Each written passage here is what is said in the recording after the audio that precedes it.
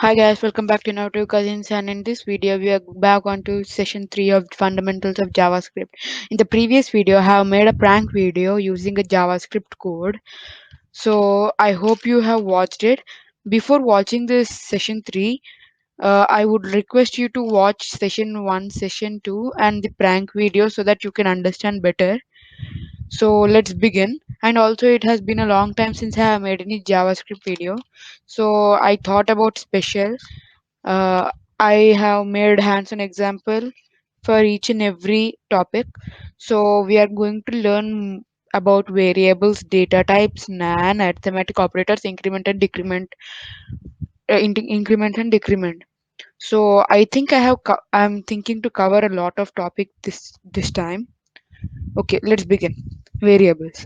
Variables in JavaScript are used to store data or information. Variables are used defining a keyword var. This basically means that we need any container to store pulses. In the same way, in computer language of JavaScript, we need a we need a variable to store the data or information. Example: var x is equal to 2, var z is equal to true. It can be anything. Variable cannot have spaces. You can give spaces by keeping underscore, but you cannot give gaps in the between. Like in the above example, I hope you can see in this example. So var x is equal var x space y equals 10. This statement is wrong. So the code will not get implemented properly, and also the resultant value will be wrong. So data types. Data types are used to define the type of variable. Different type of data types which we generally use in JavaScript are number, boolean, string. What is number? Number means like var x is equals to 2. We know 2 is a number, or you can even call it as an integer. The computer will assume it as a number. If you just copy this code and use it in the JavaScript, so you just have to say in the double document dot write in brackets double quotes the data type of variable x is, then colon double quotes close plus type of x in brackets and brackets close semicolon. So the output of this, the data type of the variable x is number. So what is boolean? Basically boolean means yes or no. You will learn more about boolean in detail while I'll teach you loops, which I'll be most probably teaching you in session 5 or 6 after pop-up boxes. I hope the pop-up boxes will be more interesting for you, and you will be observing more in pop-up boxes. Then we come on to the string. String means we basically put in double quotes. So string means basically, see, the data type of variable x is. So this everything comes under string, whatever is in double quotes. So if we use this code, the output of, if suppose there is in double quotes there is innovative, then it will show document dot write sorry, the data type of the variable x is string. So arithmetic operators. So before going on to arithmetic operators, I'll just show you the hands-on example of variables and variables. So where this is the hands-on example of variables. You can just look into the code for 5 seconds, then I will explain you about it. Okay. So we start up with HTML tag, then head title tag, give the title close script. In the script you write the code over here, script close, head close, HTML close. So var x is equal to 5. I have given var x 5, var underscore x is 4. So I have given many values, and as you know, if you keep document dot write, it will give a statement. So it will just give the value of x. So I'm just going to save this document as variables one at sorry at. Okay, let's save it. Open your file explorer. Then in quick access you will get the variables at one. Then you can see here. So once we will just check in practical whether what will happen if we give a space in the between, and we will save it. So after saving it, we will go to this by clicking variables. So it gives blank. So the code did not implement properly. So I hope you understood the reason why. Uh, I hope you understood the reason why uh, we can't keep spaces in variable. So now let's just quickly move on to arithmetic operators.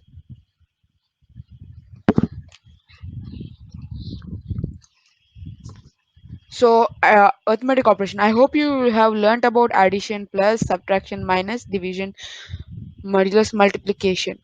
So addition means it will add, subtract it subtract, and you have to remember the basic difference between modulus and division. Division leaves a remainder. What's in the bracket is very important. Please check into this and also try not to make mistakes. And modulus is leaves a remainder. Don't think both are same on, and modulus gives the percentage, but percentage symbol is used, but it leaves a remainder. Multiplication, as you all know. So we will. I'm also just going to show in hands two hands-on examples on arithmetic operators. So we started in the same way. HTML head title, given the title, close the title script, and close the script head, close the HTML, and here the whole code is there. I have given var x is equal to 10, var y is 50. So document dot write x plus y. It will give 60. X minus y. X is 10 minus 50. It is minus 40. Y by x 5. Y percent x 0. Y into x. It is 500. So let's just check whether the computer will give it correctly. So now we will just save it. Uh, Now I'll also keep here at. I'm saving it. Go quickly to the file explorer, then just refresh. Okay. Then arithmetic operators. So now we will find 60 minus 45, 0, 500. I have just told you. So you even learnt about arithmetic operators. This is more in detail. This is a bit confusing. So you pay a bit more concentration. For this code, I'll make you wait for 10 seconds. You can look into the code.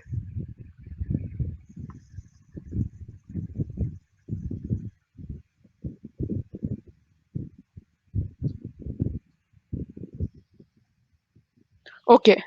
Now I'll just give, as you all know, this is a basic opening and ending. So I'll just only discuss about the code from now. Okay. Var x is equals to 20, var x is 10 and var y is 20. So document dot write. In the brackets I have given x colon, which will give x colon, then the value plus x plus means it will give the value of x. So I have given a line break. Then var z is equal to x into is equal to y. I have given here what is the meaning of this. Z is equal to x into y. So z is equal to x is equal to 10 into 20, which is z is equal to x is equal to 30. So I have even given some other statements. And you please remember, if we keep any slash like this, two slashes, the code will not be implemented. So for if you want to remember like variable x, variable y, it is given. So if you want to remember why is this used for, you can just keep two slashes, two slashes, and you can just name what is the reason for this, so that while you are looking into the code you can just look into it and okay, I understood, okay, it's variable, so there's no problem, so you can check like that. So now we'll also save this. Now I'm keeping arithmetic at. Now I'm saving this. Go back to file explorer, refresh it, then arithmetic, open arithmetic add. Okay, now I have I have told you. So the result has been displayed. Now we will go to NaN. So this occurs when we cannot solve any problem. Example 10 minus xyz is equal to NaN. This is the output of the browser. So I'll just show you the hands-on example. This is not that important, but it's better to remember. So NaN. Now where x I have given xyz and where y is 20. So where z is basically x minus y, which I have kept the value. So it means that xyz minus 20. So document dot write result is plus this, so that it will result is then it will give the value. So xyz 20 means it is undefined, like it cannot be defined. So the browser will give it as nan. So we'll save this. I'm just adding an at again.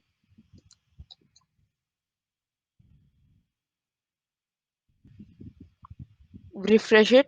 Okay, now open nan one at. So the result is nan. I hope you even understood about nan.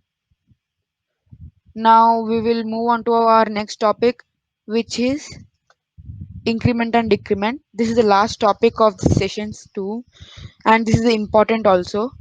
Plus plus minus minus means it will get increased or decreased by one.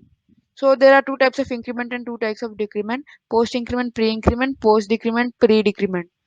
So you have to remember, post means after, pre means before. So that is a better way of remembering while using it in the code.